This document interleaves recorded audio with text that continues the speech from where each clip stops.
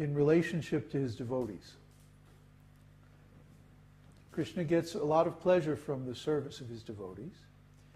And when his name is called or calculated or known in relation with his devotees, then he gets transcendental pleasure from that. We're not the only ones who get pleasure from Krishna's service. He also gets pleasure. In fact, his pleasure comes first. When we put Krishna's pleasure first, that's devotional service. When we put our pleasure first, that is, at best, religion or liberation. But when we put Krishna's pleasure first, that's devotional service. And when we don't have any other desire, that's pure devotional service. So the examples in pure devotional service are Krishna's eternal associates. His mother, his father, his friends, gopis, his servants, the cows, other animals of Vrindavan. So yaśomatī, Yashoda, Mata, Mother Yashoda.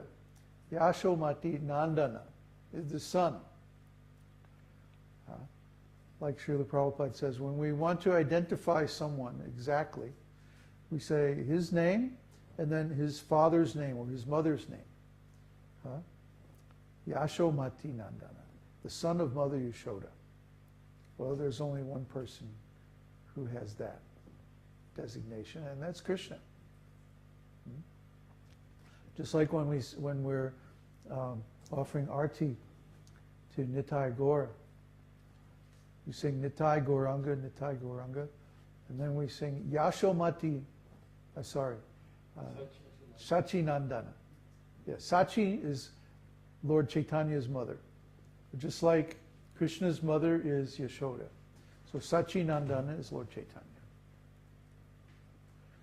Similarly, yaśomatī-nandana.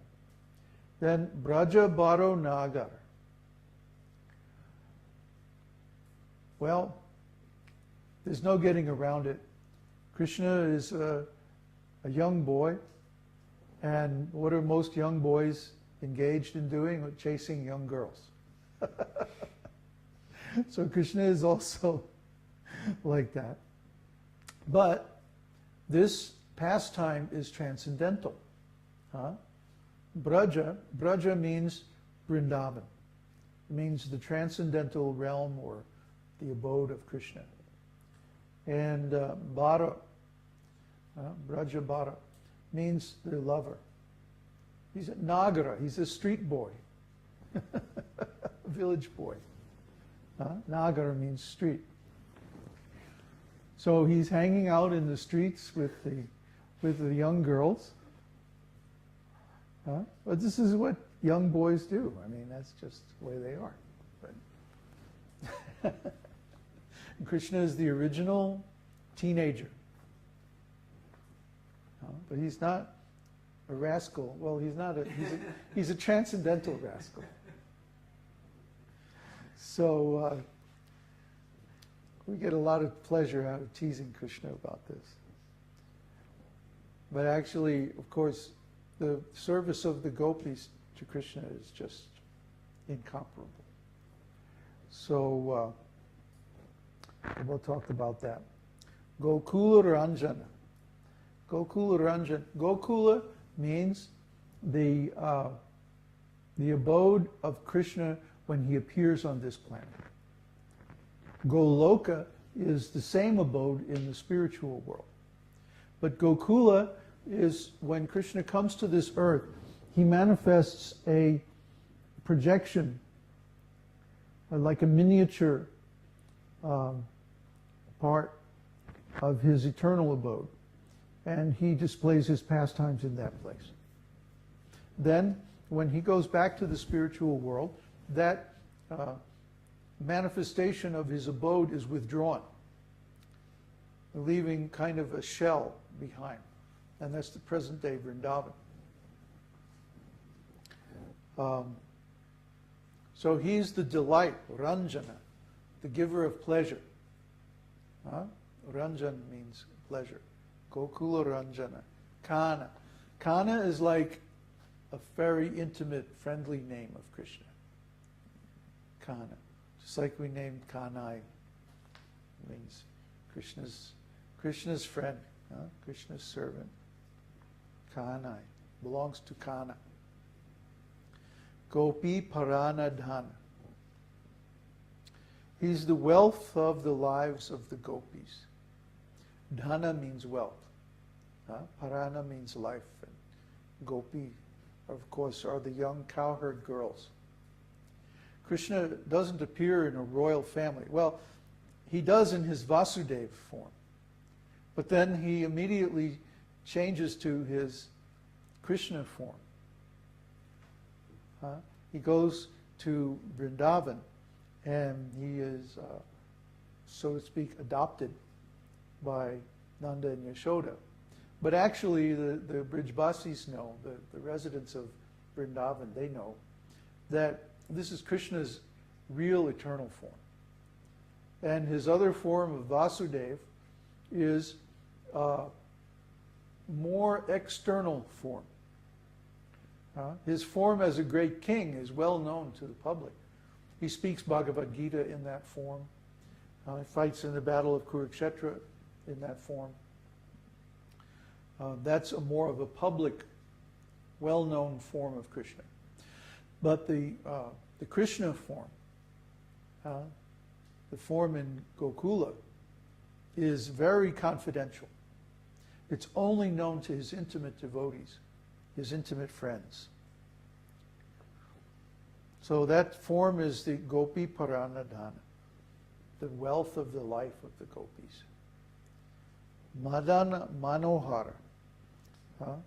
He steals even the mind of Cupid. Cupid is supposed to be very beautiful. Cupid is supposed to be like the source of the urge of love. If Cupid hits you with his arrow, then you're finished. You're gaga. You're like, ah. So, but Cupid is nothing compared to Krishna. Krishna is so attractive. I mean, you just can't imagine how attractive Krishna is. He's just pure beauty, pure love. I mean, can anyone describe Krishna? Not really. Still we try. And one of his pastimes is kāliya-damana-vidhāna. He punishes the Kāliya serpent who poisoned the Yamuna River and made some of the cows fall ill and like that. So Krishna is always protecting his devotees. You see, all these names are in relation to his devotees. Either Mother Yashoda, or the braja-baros, or the inhabitants of Gokula. Kāna is some name that the gopis call Krishna. Gopis are Krishna's best friends. And so on. Amala harinām. Amiya-vilāsā. That these holy names of Krishna are just full of transcendental ecstasy, sweetness. I mean, you can't know how wonderful Krishna's holy name is until you actually taste it for yourself. You have to try it. You have to taste this holy name. And when you do, then you will know what sweetness really is. Even when you chant the holy name of Krishna, and then you remember it later on, it's just as sweet, or maybe even sweeter in a certain way. I can remember chanting in Hawaii. I still look back on it with great affection. And I remember even after chanting 64 rounds or more, then I would stop, and take some rest or something. And I would be lying there in my tent thinking about the day's chanting and getting so sweet a taste. You can't imagine how sweet unless you actually taste it. Everybody wants to relish some sweet taste in life. And so people try to get money, they try to get possessions, power, sex, different material possessions and stuff. But none of that has the sweet taste. It can't even match the shadow of the sweet taste of the holy name.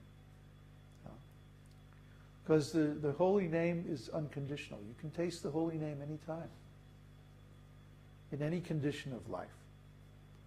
Anyone, whether they're educated or not educated, or whether they're rich or poor, beautiful or ugly, there's no conditions for tasting this sweetness of the holy name. It's not like anything material that requires you to be a certain way. Krishna is available to everyone. So why not take advantage?